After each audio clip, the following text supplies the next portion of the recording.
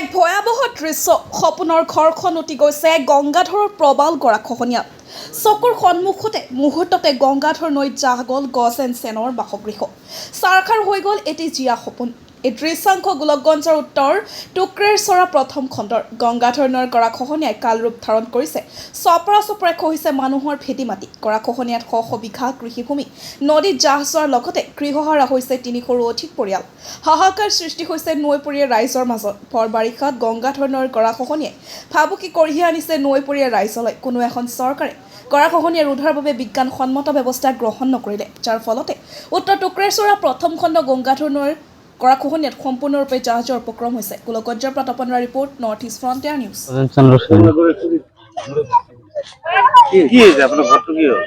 ঘৰটো বানপানী আছিল, হঠাৎ কৰি আহি পেলাই একদিনৰ ভিতৰতে গুচি গ'ল। মই টানিবলৈ সোমাই নাপালো আৰু যিখিনি বস্তু আছিল কিবা কিবি বস্তু খালি ওলাব পাৰিছো।